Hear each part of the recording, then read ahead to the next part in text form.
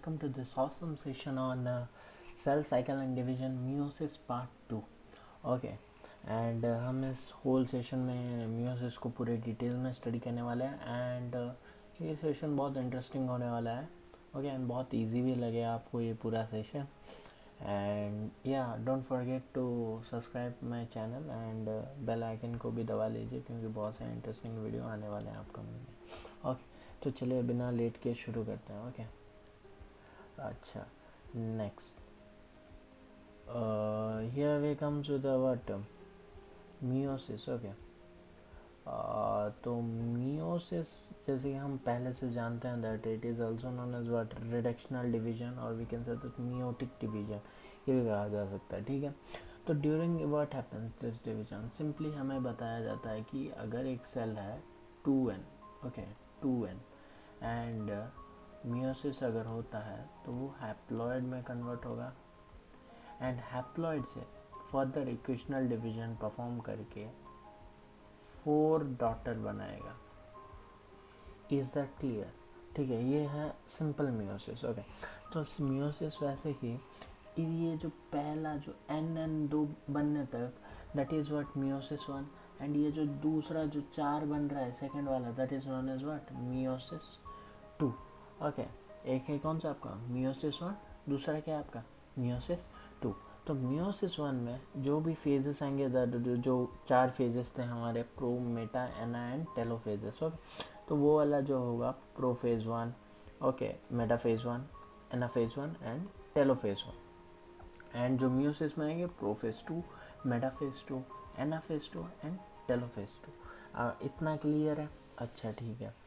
And next या तो prophase ये मियोसिस है ना तो माइटोसिस में क्या हो रहा था सिंपली प्रोफेज हम पढ़ रहे थे फिर हम मेटाफेज देख रहे थे फिर है ना फिर धीरे धीरे टेलोफेज को जा रहे थे. लेकिन इस वाले में क्या होगा प्रोफेज 1 में थोड़ा सा ट्विस्ट है.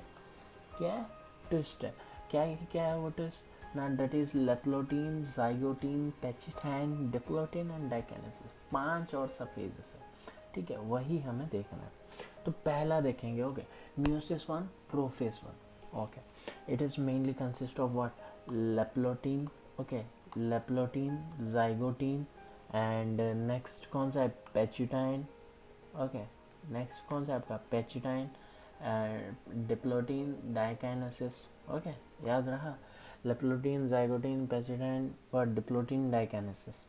अच्छा उसको उसमें अंदर जाने से पहले मैं आपको ये बताना चाहूँगा. देखो जब 2 क्रोमोसोम ठीक है जब 2 क्रोमोसोम बगल बगल में रहेंगे तो ये क्या बोलेंगे इनको होमोलोगस क्रोमोसोम बोलेंगे. जब ठीक है ऐसे अगर होगा बाइवेलेंट स्ट्रक्चर में जब होंगे 2 क्रोमोसोम ठीक है तो इन दोनों को कहेंगे what sister.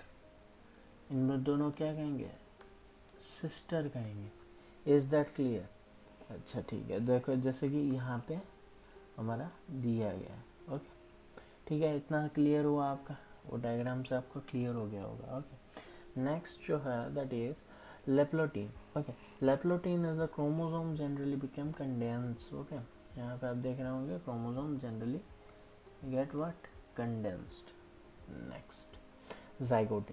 When we come to zygote is fully based on the process that is an association which is named as what synapses. ठीक है सिनेप्सिस में क्या होता है तुम्हारा देखो तो 2 क्रोमोसोम है. ठीक है इतना क्लियर है. एक है और एक अगर जब पास पास आएंगे तो उनके बीच में जो पास आने वाला जो एसोसिएशन वाला प्रोसेस होगा this process is known as what synapse. इतना क्लियर हो रहा है आपको चीज़ें क्लियर हो रहा है. This process is known as what synapses.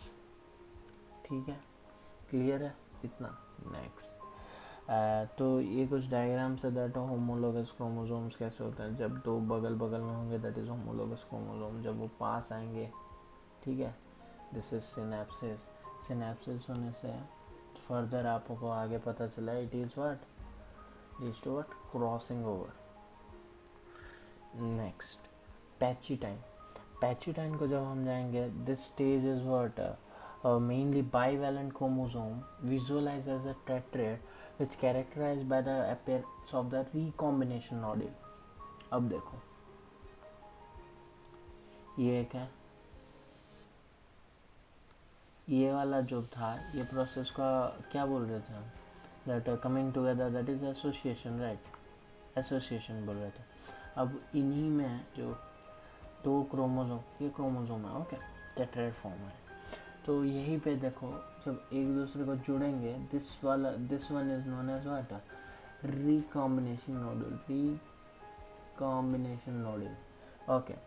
And यही इधर वही बात किया गया है दैट दो व्हाट होमोलोगस क्रोमोसोम के बीच में what coming together, that is not recombination nodule and the site of the what, इधर ही यही साइट होता है क्रॉसिंग ओवर का, जैसे कि ये वाले डायग्राम में आप देख पा रहे होंगे, देख रहे हैं पहले वाले में, देखिए दैट मैटरनल दोनों में व्हाट रिकॉम्बिनेशन नोडुल एक फॉर्म होगा यहाँ पे, फिर आपस में मैटेरियल एक्सचेंज हो जाएगा, ठीक है।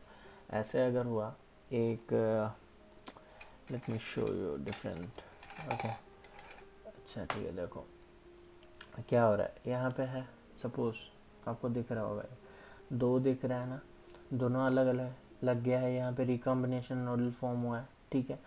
सिंपली क्या होगा, एक्सचेंज ऑफ जेनेटिक मटेरियल, ये वाला यहाँ से निकला, ये वाला इधर लग जाएगा, ये वाला आपका इधर, इसी प्रकार से जेनेटिक मटेरियल इसका एक्सचेंज होगा, ठीक है, इतना क्लियर है, okay. Next, okay, diplotin. Diplotin is recognized by the dissociation of the synaptic complex, okay, जो सिनेप्टिमल कॉम्प्लेक्स था उसका डिसोसिएशन हो जाएगा, सिंपली व्हाट हैपेंस ना, सेपरेट हो जाएंगे, बस कौन से वाले जगह को छोड़ के, रिकॉम्बिनेशन नोडल वाले जगह को छोड़ के, इस जगह को छोड़ के पूरा कम्प्लीटली सेपरेट होने लगेंगे, इनके जो सिनेप्सिस टूटने लगेगा, ओके। दिस जो ये जो एक्स इधर जो फॉर्म हुआ है रिकॉम्बिनेशन नोडल की वजह से, this structure is known as chiasmata, chiasmata formation होगा। एंड जनरली यूसाइड सेल्स में क्या होता है, in the vertebrate diplotene last from months to years also, okay. Next, dikinesis. During this stage what happens, the chiasmata get terminalized and the chromosomes are get separated and the point of the chromosomes are fully condensed for the mitotic spindle association to prepare the homologous chromosome disseparation, ठीक है, इतना पता चला कि separate हो जाएंगे, okay. At the end of the diakinesis mark by the disappearance of the nuclear envelope का disappearance, okay. Next, ये इतना समझ में आ गया ना, ये 5 अगर आप समझ गए तो बाकी अपने आप हो जाएगा। अब देखो क्या होगा, सिंपली मैं एक एग्जांपल लेकर आपको बोलता हूँ, आप अच्छे से मार्क करो, ठीक है। एक व्हाट हैपेंस, ये लोग आए, बट ये लोग व्हाट अब आपस में आए, सिनेप्टिमल कॉम्प्लेक्स फॉर्म किए, देन धीरे सेपरेट भी हो गए, ठीक है, मतलब एक्सचेंज व्हाट हो चुका इनमें, ठीक है, दो हैं, ठीक है, दोनों में अभी सेपरेशन हो चुका है, रिकॉम्बिनेशन मेटाफेज 1 में आ चुके हैं हम, तो अब क्या होगा, एक स्पिंडल फाइबर आके इधर अटैच होगा, दूसरा वाला इधर अटैच हो जाएगा, ठीक है। मेटाफेज में यही है इनका, that the bivalent chromosome get aligned at the equatorial plate and the tubules from the opposite poles of the spindle fiber get attached, okay, to each homologous chromosome. Next, लगने के बाद क्या होगा, अपने अपने और खींचेंगे, यहाँ पे 4 लिया मैंने, 2 लिया था, राइट, तो ये वाला कुछ ऐसे रहेगा, ये वाला अपने और खींचेगा, ये वाला इधर, ये वाला इधर खींचेंगे, अपने खींच के लेके जाएंगे, ठीक है, इतना क्लियर है, बस। ये था एनाफेज 1 में, एनाफेज 1 में टेलोफेज, ऑब्वियसली टेलोफेज में separation as well as followed by what, cytokinesis, cytokinesis के द्वारा फॉलो किया जाएगा। एंड इसके बाद अब देखो इधर क्या हो गया, फाइनली 2 सेल बन चुके हैं हम, नंबर ऑफ क्रोमोसोम्स पहले कितने थे रे बाबू, 2 थे, अब एक एक सेल में, ये एक सेल में, ये एक सेल में, बस इतना क्लियर है, बस।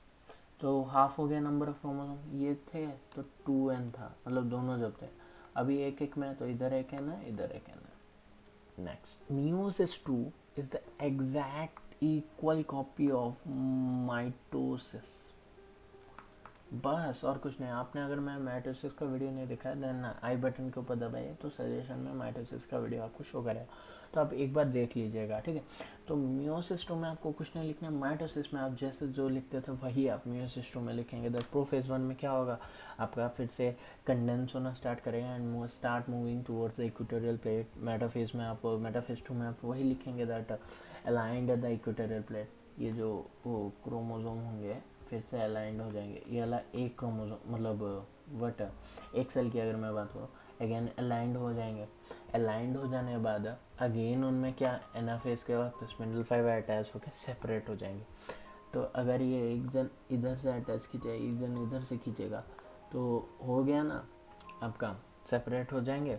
But number of chromosome will be, इसको भी वन कंसिडर किया जाता था, खींचने के बाद भी हम इसको वन ही कंसिडर करेंगे।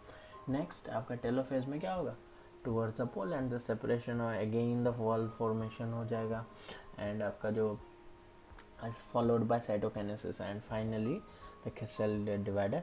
अगर एक में अगर दो फॉर्म कर रहा है दूसरे में भी दो, तो टोटल कितने बन गए आपके, haploid 4, N N N N. Is that clear?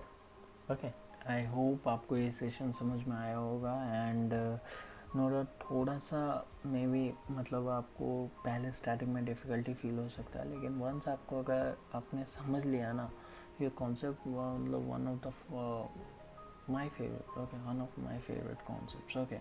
बहुत ही अच्छा कॉन्सेप्ट है ये एंड या do share with in your friends and ताकि उनको भी ये वीडियो हेल्पफुल हो सकेगा and do like share subscribe, okay.